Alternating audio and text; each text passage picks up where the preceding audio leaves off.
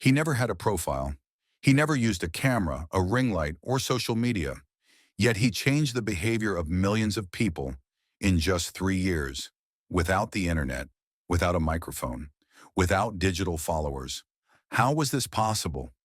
Today you'll discover the underlying question that divides scholars and content creators. Was Jesus the first influencer in history? Halfway through the video, you'll see the moment he launched a campaign that reached thousands without saying a single word. And at the end, a revealing fact connects Jesus with the same pattern that the biggest internet influencers use today. 30 AD, a young man of about 30 from a small, despised village called Nazareth begins wandering through towns, beaches, and mountains. His name? Jesus.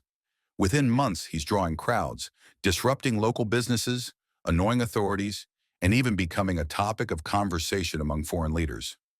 How has someone with no army, political title, or wealth managed this? Now think of a modern influencer. They connect people. They create movements. They impact cultures. They attract followers. They monetize attention.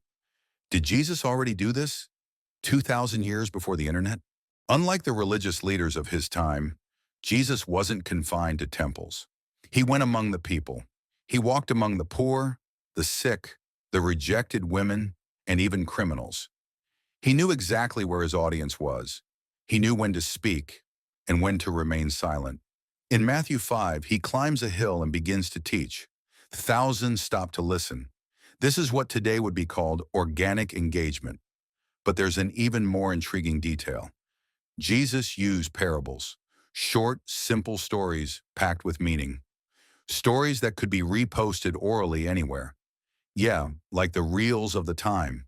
Short, impactful, and impossible to ignore.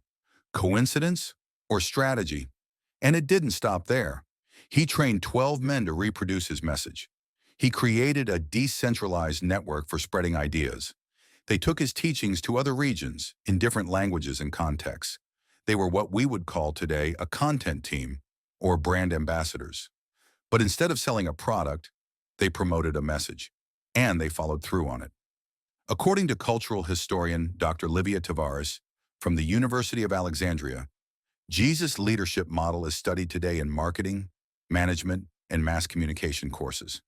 He constructed a narrative, used accessible language, created symbols like bread, the cross, and the sheep, and formed autonomous communities. All this without a single media resource.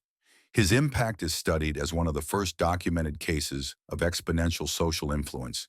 North American sociologist Dr. Alan Whitmore, a specialist in collective behavior, states, Jesus didn't just attract people. He shaped behaviors. He influenced habits, values, and decisions. He completely changed the logic of influence at the time. He didn't seek approval, but transformation. And indeed, historical evidence shows that crowds walked for miles just to see him. Some couldn't even get close, but they still carried the message. This is what we now call an engaged audience even outside the bubble. Remember when we said Jesus ran a campaign without saying a word? It's recorded in John 8. A woman caught in adultery is dragged before him. The religious leaders want to condemn her, but Jesus bends down and writes on the ground. Not a word, not a catchphrase, just silence. But the crowd was impacted. One by one, all the accusers leave. This generated what today is called narrative disruption. His authority didn't come from shouting, it came from impact. And that impact still echoes. Another little noticed detail, Jesus mastered the timing of his speeches. He knew how to provoke, but also how to fade away at the peak, always leaving something lingering.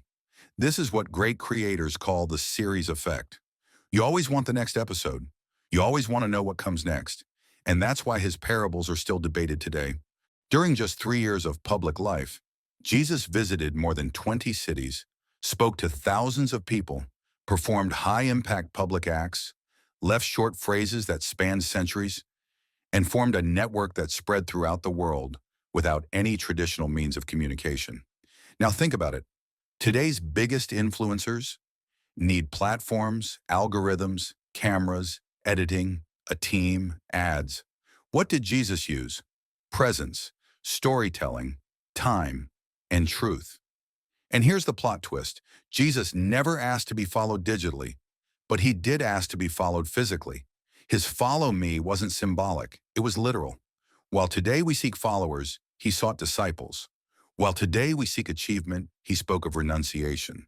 While today we seek an audience, he spoke about carrying a cross. So the question changes. Was Jesus the first influencer? Or was he something much bigger that modern influencers just imitate from afar without realizing it? And if you think it all ends there, think again.